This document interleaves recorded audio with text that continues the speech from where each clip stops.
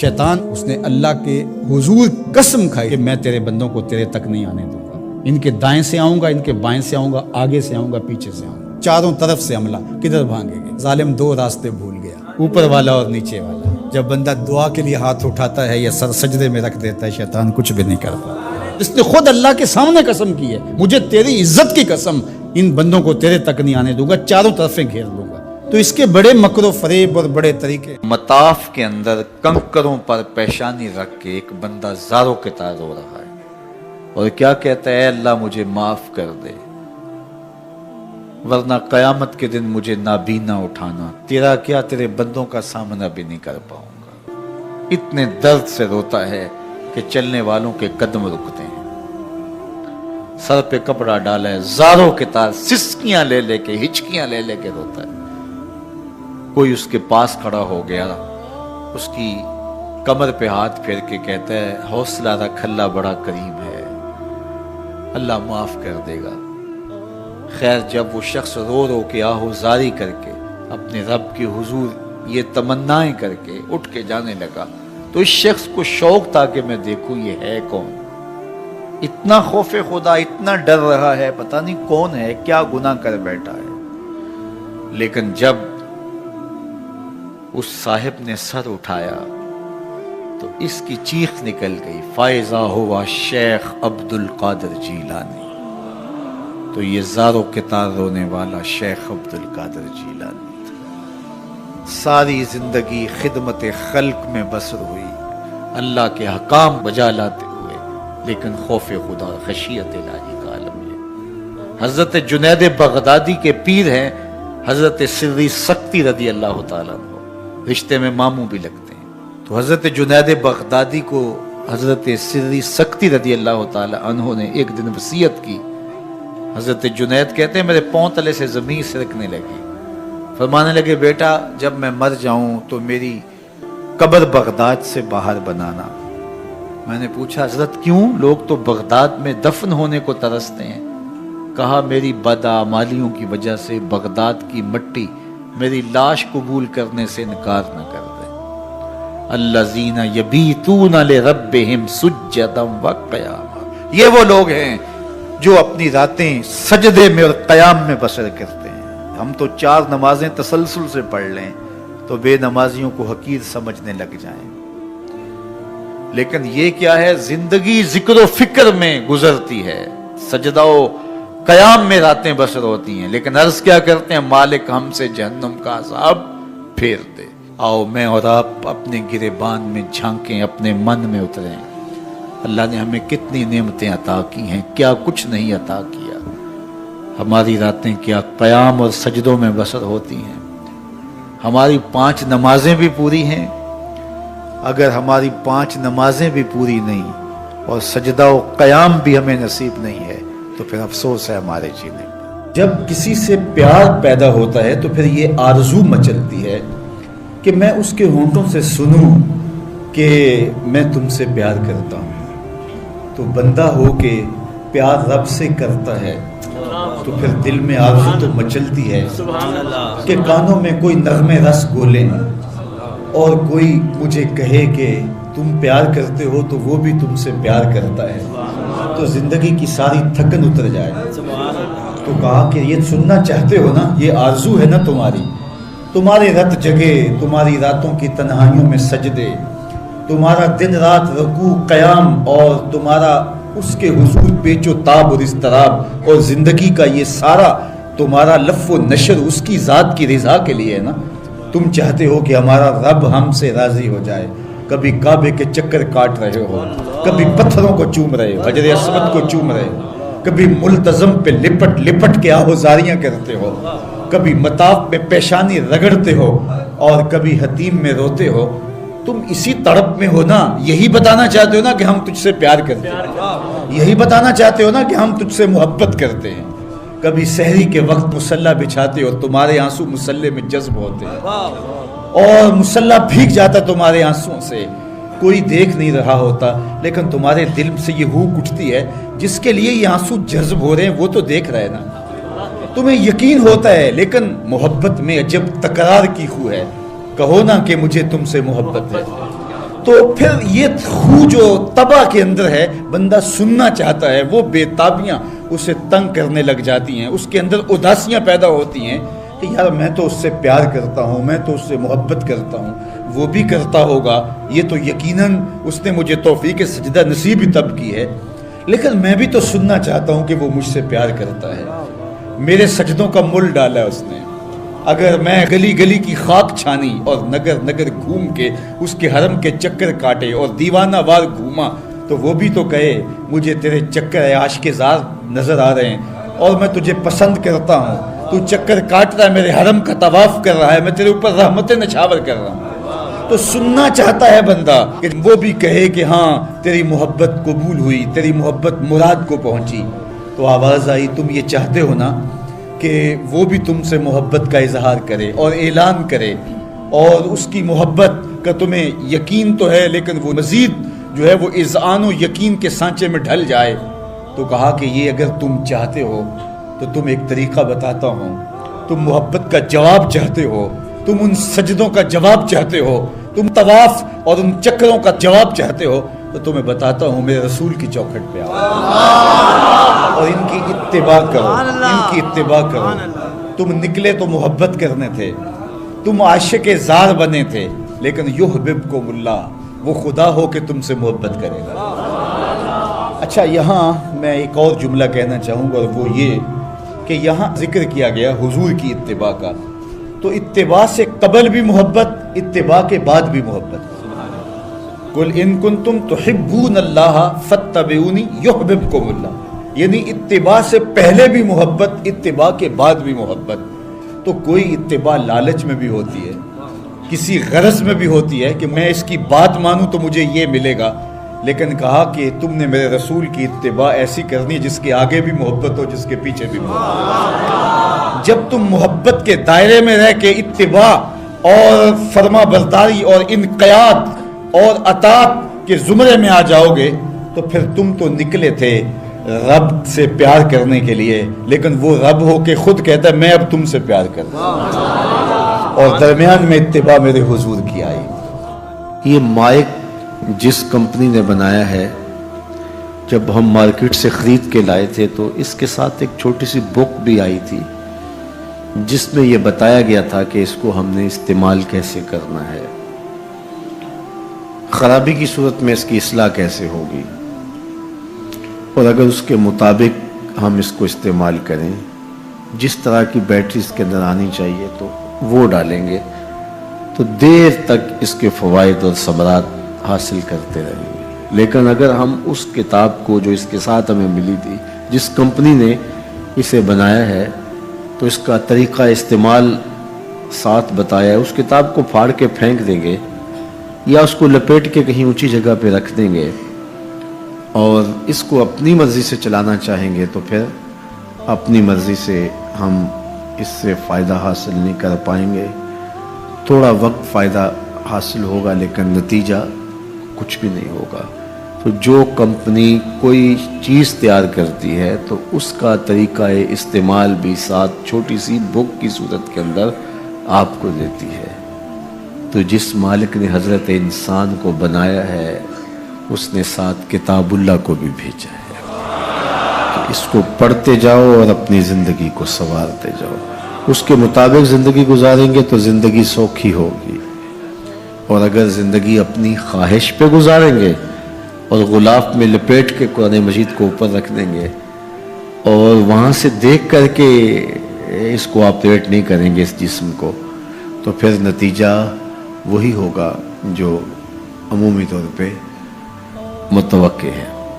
تو اس لیے التمسک بکتاب اللہ، اللہ کے بتائے ہوئے طریقہ حیات کے مطابق زندگی گزارنا ہو تو قرآن مجید کے بغیر ایک قدم بھی نہیں چلا جا سکتا۔ گر تو می خواہی مسلمان زیستن، نیست ممکن جز با قرآن زیستن، اگر تو مسلمان بن کے جینا چاہتا ہے تو قرآن مجید کے بغیر ایک قدم بھی نہیں چل سکتا۔ تو اس کتاب کے ساتھ تمسک اختیار کرنے کی تلقین کی۔ اللہ کے محبوب نے ارشاد فرمایا کہ میں تمہارے اندر دو بھاری چیزیں چھوڑ کے جا رہا ہوں، ان کو مضبوطی سے تھام لوگے تو کبھی گمراہ نہیں ہوگے۔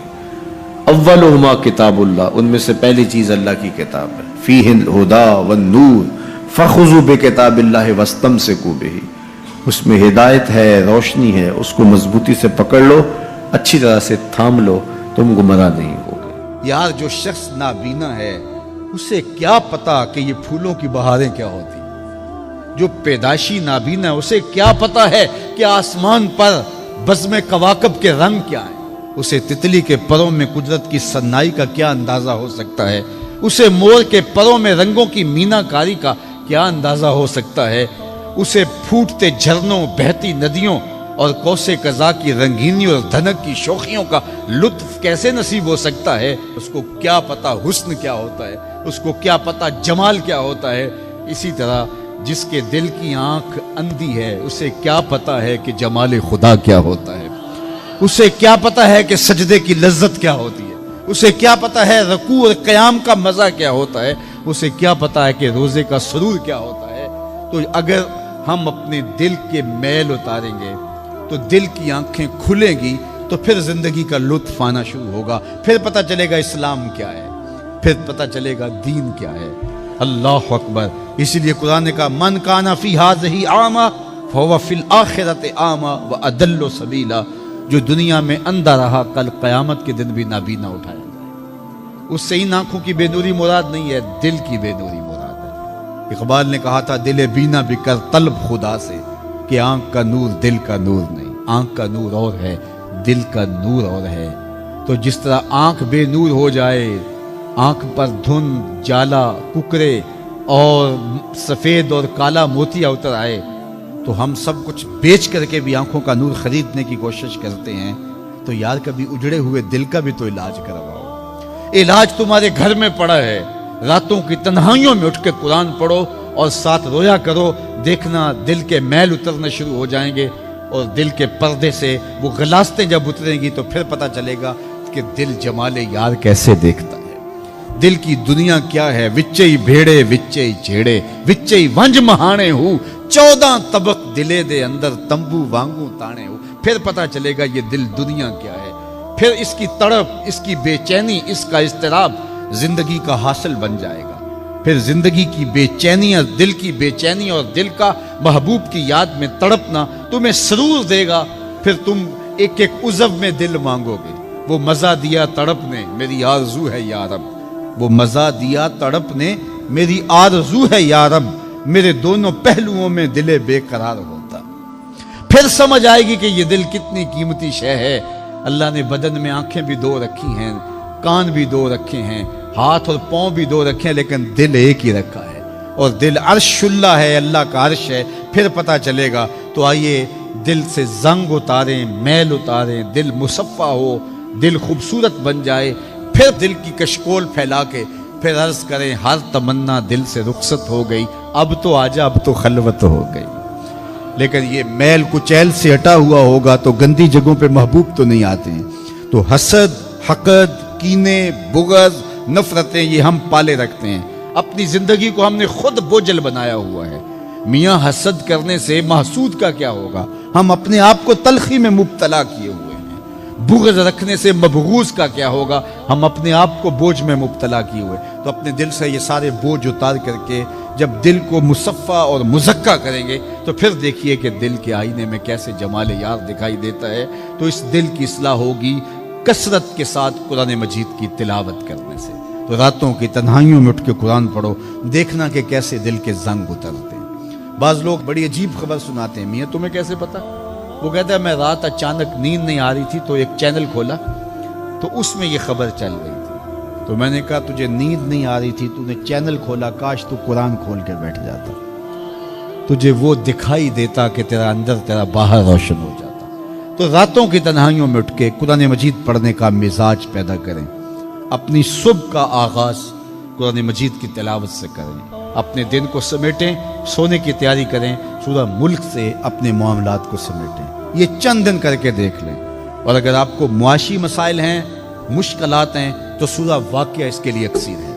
صرف 3 رکوع ہیں، اتنی اکسیر کہ جس کی زندگی میں سورہ واقعہ آ گئی وہ مشکلات میں مبتلا نہیں ہوتا، اللہ اس کے لیے رزق کے دروازے کھول دے. مدینے کی گلی سے میرے حضور کا گزر ہوا. ایک ایسا مکان بن رہا تھا جس طرز کے مکان کو حضور پسند نہیں کرتے. تو پوچھا یہ کس کا مکان ہے؟ کہا فلاں انصاری کا. حضور گزر گئے. کسی نے اس کو جا کے بتایا حضور تیری گلی سے گزرے تھے، تیرے مکان کو دیکھا، شاید حضور کو پسند نہیں آیا. چہرہ بتا رہا تھا حضور کا کہ تیرا مکان اچھا نہیں لگا. انہوں نے کدال لیا اور مکان زمین کے برابر کر دیا. چند دن کے بعد حضور کا پھر گزر ہوا تو دیکھا کہ مٹی کا ڈھیر پڑا ہوا ہے، ملبہ پڑا ہوا ہے. کہا اس شخص کو بلاؤ. بلایا گیا. کہا میں گزرا تھا، تیرا مکان بن رہا تھا، اب مٹی کا ڈھیر پڑا ہے. حضور میں نے گرا دیا. فرمایا کیوں؟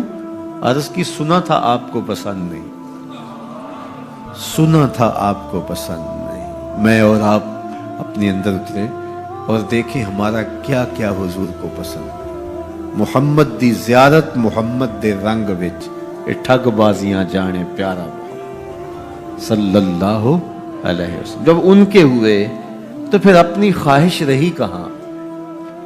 اپنی رضا کو محبوب کی رضا میں فنا کر دینے کا نام ہی تو محبت ہے. تیرے ہندیاں سندیاں محبوبہ میں کافر ہواں جے میں ہواں، اپنی نفی کرنے کا نام ہی تو محبت ہے. لیکن میں اپنی خواہشات کا پتلا ہوں اور عاشق رسول بھی ہوں. کیسی عجیب کہانی ہے. میں اپنی آرزوؤں کا بندہ بھی ہوں اور عاشق رسول ہوں. کیسی عجیب کہانی ہے. جب ان کے ہو گئے پھر اپنا کچھ نہ رہا. محبوب کی رضا میں اپنے آپ کو گم کرنے کا نام محبت ہے. جب ان کے ہوئے تو پھر زندگی کا جمال، زندگی کا نور نصیب ہوا، زندگی کی حقیقتیں ہاتھ آ گئی. میں عاشق رسول کہلاتا ہوں، حج اور عمرے بھی کرتا ہوں. میں 1.25 لاکھ مرتبہ جو ہے وہ ہر ہفتے میں درود بھی پڑھتا ہوں. میں محفل میلاد کرواتا ہوں، پوری دنیا کے نعت خواں جمع کرتا ہوں. لیکن حضور کی سنت چہرے پہ سجانے کی توفیق نہیں ہے. مجھے حضور علیہ الصلوۃ والسلام کے بتائے ہوئے طریقے کو اختیار کرنے کی ضرورت نہیں ہے. صاحب سوچیں کہیں آپ اپنے آپ سے دھوکہ تو نہیں کر رہے. ان سے تو نہیں کیا جا سکتا. ان سے دھوکہ کون کرے؟ وہ تو جانتے ہیں کون کہاں کھڑا ہے. میرے حضور بولے یاری لا تو پاک نبی سنگ اے پر پوری یاری. یاری لا تو پاک نبی سنگ اے پر پوری یاری. پھر درود قبول ہے تیرا لکھ نہ لو ایک بار. پھر نہ لاکھ مرتبہ پڑھنا، ایک بار ہی پڑھ لینا وہ بھی قبول ہے. اشہد بلال عند اللہ اشہد، پھر بلال کا اشہد بھی قبول ہے. وہ چہرہ اور چہرے کا دل نہیں دیکھتے، بندے کا دل دیکھتے ہیں. تو جب تم اپنے باطن کو حضور کے نام پہ لگاؤ گے تو پھر ایک ایک عمل ان کی سنت کی اتباع میں. یہ صوفی کی علامات ہیں. رنگ برنگے کپڑے پہن لینے سے صوفی نہیں بنتا. مختلف رنگوں کے پٹکے باندھ لینے سے صوفی نہیں بنتا. صاحب بھنگ گھوٹ کر پینے سے صوفی نہیں بنتا. ڈھول کی تھاپک پر ناچنے اور رقص کرنے سے صوفی نہیں بنتا. مختلف تصوف کی اصطلاحات کو یاد کر لینے سے صوفی نہیں بنتا. محمد عربی کی غلامی سے صوفی بنتا ہے. حضور کی چوکھٹ کی فقیری سے صوفی بنتا ہے.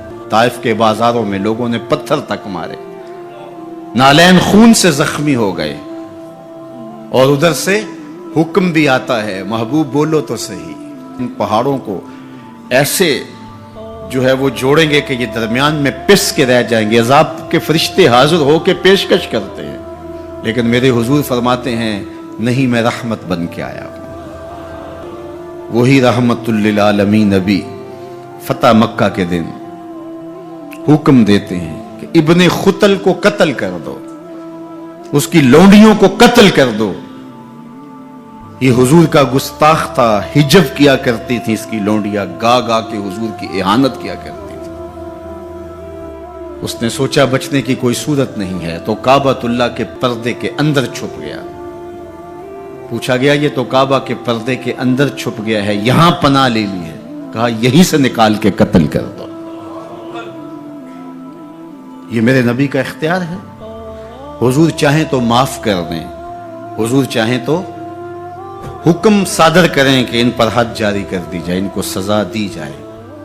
اس لیے ہمارے اوپر لازم ہے کہ جس کا جرم ثابت ہو جائے اس کو قرار واقعی سزا دی جائے. ایک تو بات یہ ہوئی کہ جو عمومی طور پہ مختلف جگہوں پہ بیٹھ کے یہ چیختے ہیں کہ حضور نے تو معاف کر دیا, تو آپ معاف کیوں نہیں کرتے؟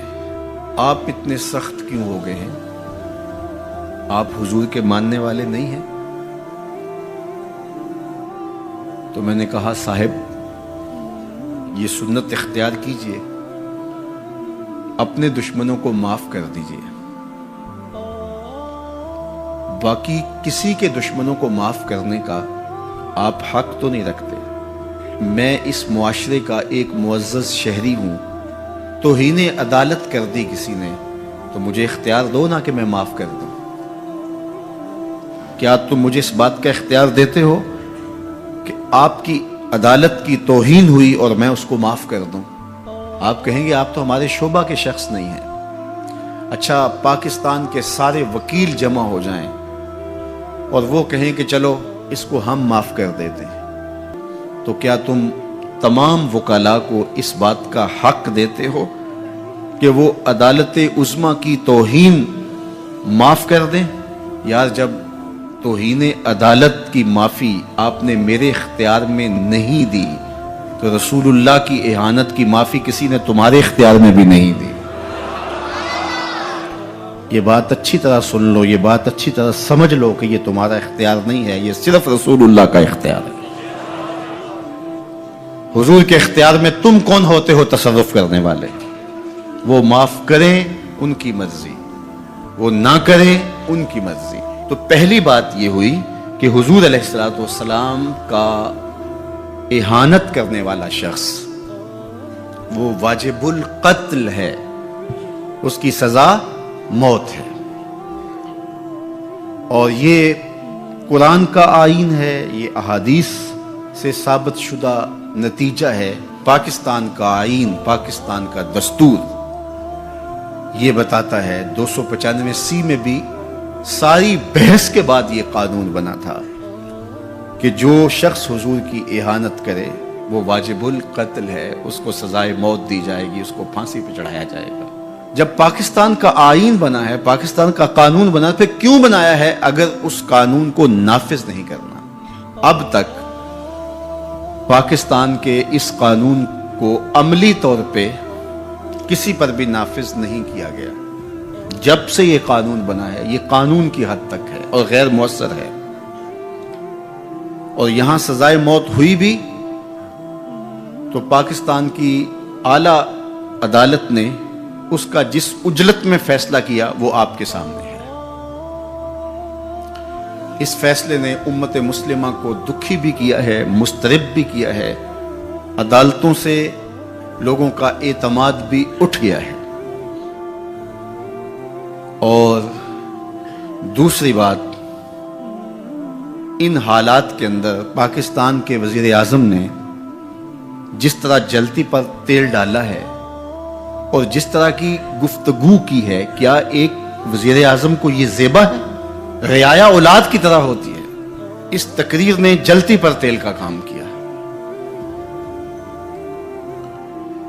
تیسری بات میں آپ سے یہ کہنا چاہوں گا کہ اس وقت ہم پراکسی وار میں ہیں. ہمارا دشمن ہمارے وجود کو برداشت نہیں کرتا. ہم ایٹمی قوت ہیں اور وہ ہمیں صفحہ ہستی سے مٹانا چاہتا ہے. پاکستان کے اندر یہ جو آئین 295C ہے, مغرب کو ایک آنکھ نہیں بھاتا اور وہ چاہتے ہیں کہ یہ قانون غیر مؤثر تو ہے ہی ہے, یہ قانون ختم بھی ہو جائے. اور ایک تیر سے وہ کئی شکار کرنا چاہتے ہیں کہ قانون بھی توڑ دیا جائے اور یہ وطن بھی توڑ دیا جائے. لیکن ہمیں سوچنا ہے حضور سے ہمارا رشتہ لازوال ہے اور یہ ملک بھی اپنا ہے. اس لیے احتجاج ہمارا جمہوری اور آئینی حق ہے، اور اس کو ہم جس انداز میں بہتر سمجھتے ہیں احتجاج ریکارڈ کروانا چاہیے۔ کسی نے بیان دے دیا، کسی نے تحریر لکھ دی، کسی نے کالم لکھا، کسی نے میڈیا پہ آ کے اپنے جذبات کا اظہار کیا، کسی نے اداروں کو پیغام دیا، کسی نے احتجاجی مظاہرہ کر کے جلوس نکال کر کے اعلان کیا، کسی نے دکان بند کر کے اس بات کا اعلان کیا کہ ہم تمہارے اس فیصلے کو قبول نہیں کرتے۔ تو یہ ہمارا آئینی جمہوری دستوری حق ہے کہ ہم اپنے جذبات کا اظہار کریں، لیکن ہمیں اس موقع پہ گہری نظر رکھنا پڑے گی کہ دشمن اس سے فائدہ حاصل نہ کرے۔ اپنے لوگوں کو مرتب اور منظم رکھا جائے۔ جذبات کے اس ماحول کے اندر بھی ہم اپنی گفتگو کو پورے غور و فکر کے ساتھ تول کے بولنے کا مزاج بنائیں، تاکہ ملک کے اندر کوئی ایسی صورتحال پیدا نہ ہو۔